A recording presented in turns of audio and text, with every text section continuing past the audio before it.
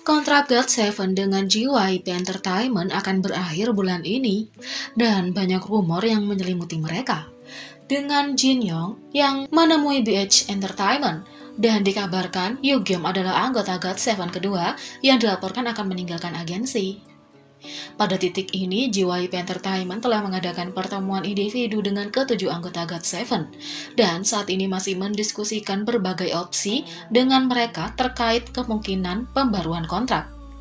Mereka juga dilaporkan mempertimbangkan gagasan bahwa meskipun beberapa dari mereka berada di agensi yang berbeda, mereka dapat terus bekerja sama sebagai GOT7. Kami masih membahas hal-hal terkait kontrak eksklusif GOT7 dari berbagai sudut, kata JYP Entertainment. JYP Entertainment telah mengelola GOT7 sejak debut mereka pada tahun 2014 dan membawa mereka ke kurang dari 7 tahun sebagai sebuah tim. Dengan berita pembaruan kontrak, netizen Korea bertanya-tanya apakah GOT7 akan memperbarui kontrak mereka dengan JYP Entertainment. Di sisi lain, netizen Korea membahas perlakuan perusahaan terhadap grup tersebut. Tidak hanya ini menjadi sorotan dengan berita terbaru tentang berakhirnya kontrak dan diskusi, tetapi Agase sering kesal dengan pengabaian yang dihadapi oleh idola mereka. Netizen mengklaim bahwa selama 7 bulan terakhir, para anggota dan penggemar menghadapi perlakuan berikut. Yang pertama, kurangnya dukungan hukum.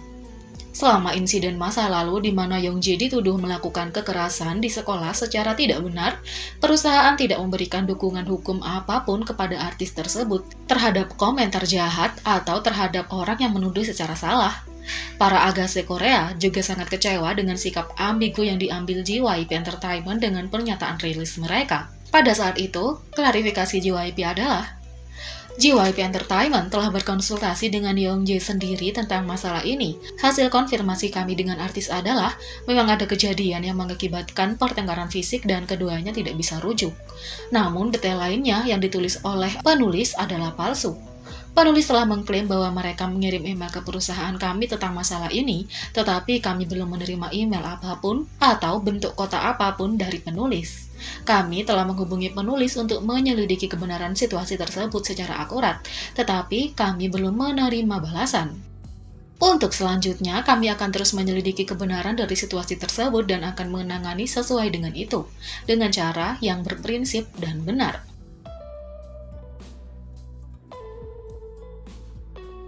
Yang kedua, menjual barang selama periode non-promosi.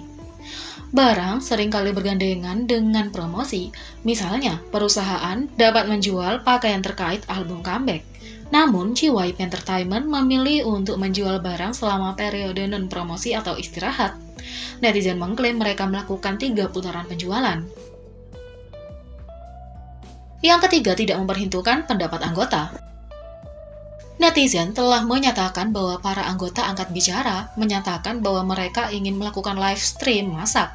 Namun, meskipun menyebutkannya beberapa kali, perusahaan tidak mempertimbangkannya dan diabaikan.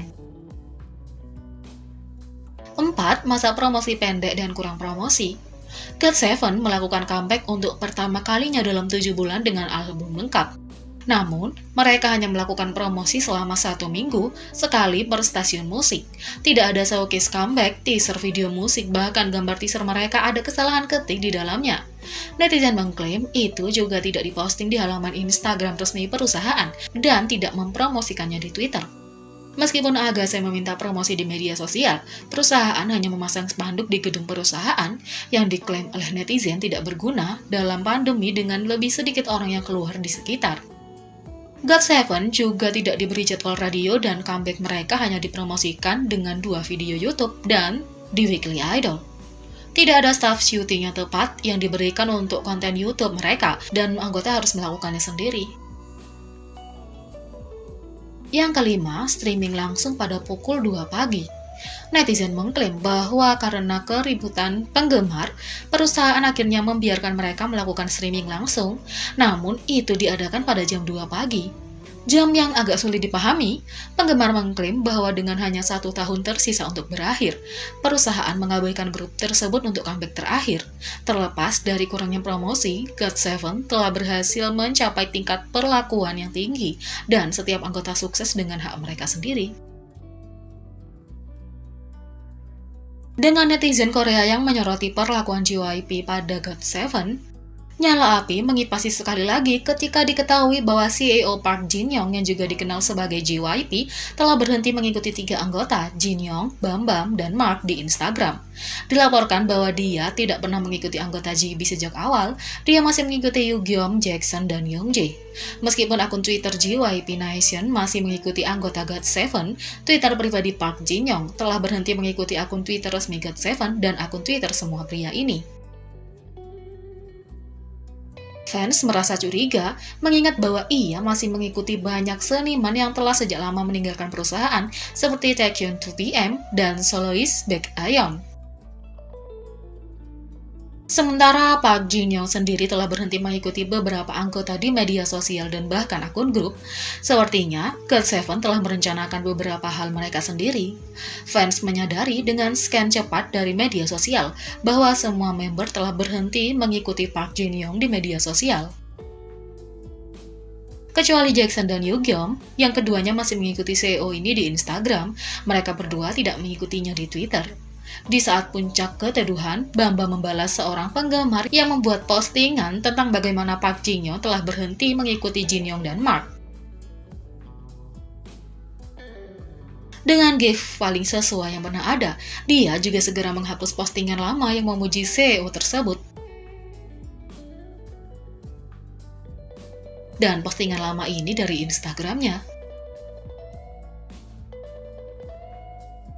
Jadi, bagaimana menurut kalian tentang ini? Beri komentar di bawah. Klik subscribe, like, share, dan klik lonceng. Mari kita sama-sama jadikan channel ini berguna bagi K-popers Indonesia. Sekian video kali ini, sampai jumpa lagi.